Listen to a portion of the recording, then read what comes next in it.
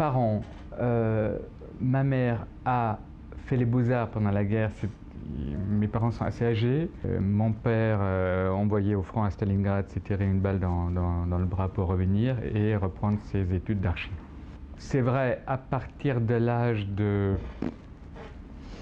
14-15 ou plus tard 16 ans, c'était assez clair que je voulais aller vers quelque chose, vers une école d'art, disons. Chez moi, ça se complique en plus parce que j'ai fait 2 filières d'études, les beaux-arts et une formation à la fac comme prof d'art plastique et d'histoire de l'art. On m'avait proposé à l'époque alors de faire une année de recherche à l'étranger. C'est comme ça que je suis revenu à Paris, revenu parce que j'avais fait quand même une année aux Beaux-Arts à Paris. Et je suis resté après. J'arrive alors en France et je décide de rester. Je suis devant un problème très simple, je veux trouver du travail. Je tombe sur ce qu'on appelle le BOOK, qui est plutôt l'annuaire des agences commerciales, de communication, design commercial, etc. Mais bon, pour moi, c'était pas étonnant, c'était normal. Et je regardais des choses qui me convenaient à peu près, des adresses, j'y vais, et on me dit « c'est très bien, c'est très intéressant votre travail, mais on n'a pas ce type de travail chez nous ».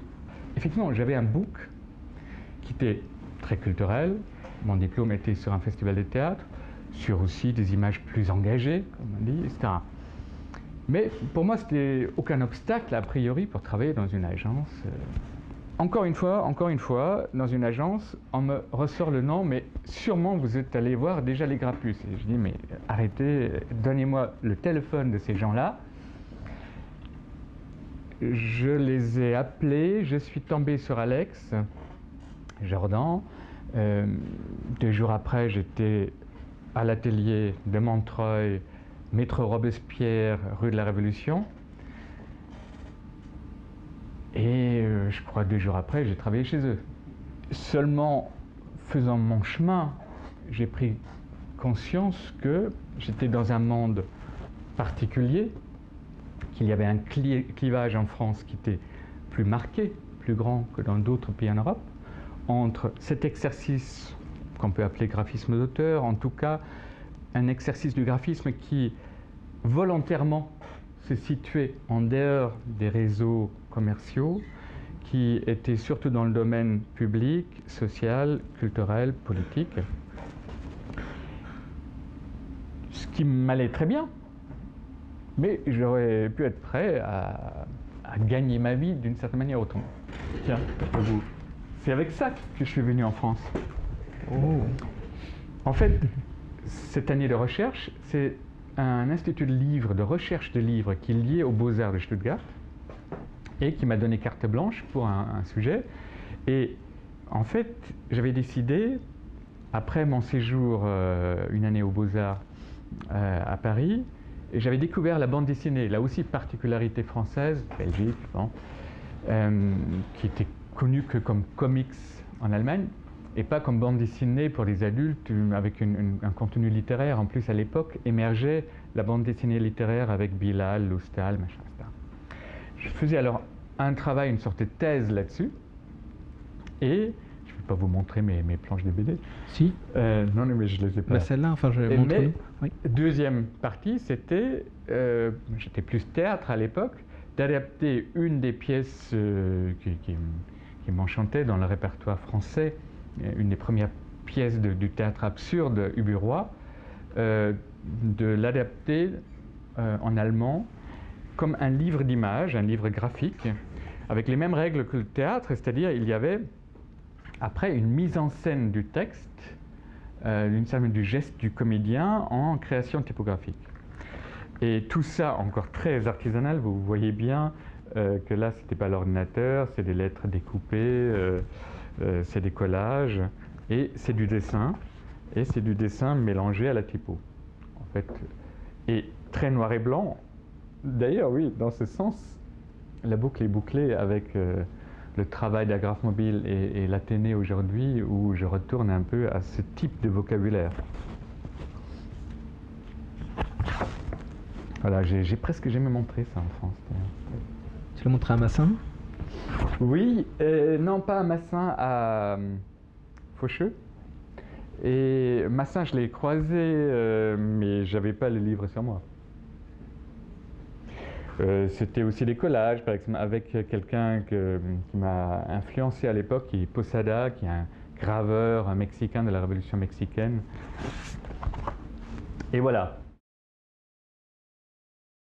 L'atelier graphique a un noyau dur qui fonctionne avec 4 personnes, moi plus 2 autres graphistes.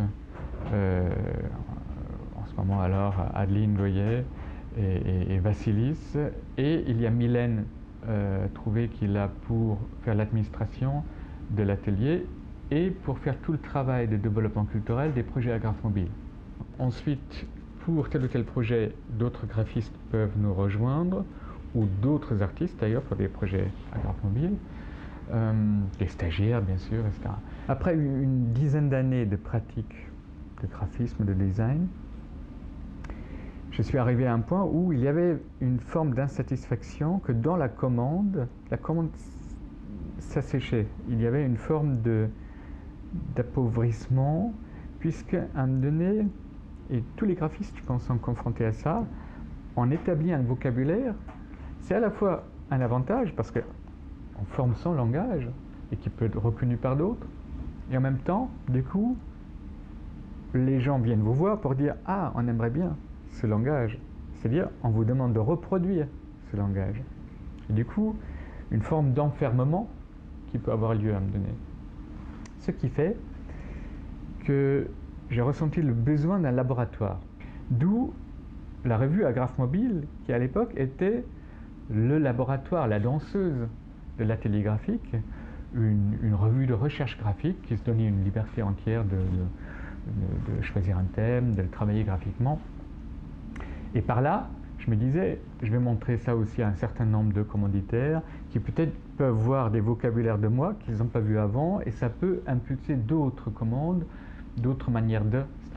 Une deuxième chose qui a fait que j'ai fondé Agraph Mobile sous sa forme de théâtre visuel, de forme d'intervention dans l'espace public, c'était que justement dans les cercles de graphisme, on avait une discussion sur la perte de puissance, la perte de pouvoir des graphistes dans l'espace public. On disait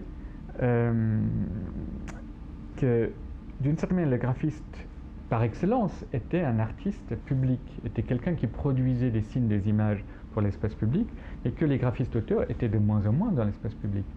C'était cantonné à certaines filières culturelles souvent, qui les limitaient à un certain public, que la puissance d'affichage des signes dans l'espace public était la puissance publicitaire commerciale. Et ça, c'est le sens de l'histoire, ou c'est une chose qui est modifiable, qu'on peut, avec le temps...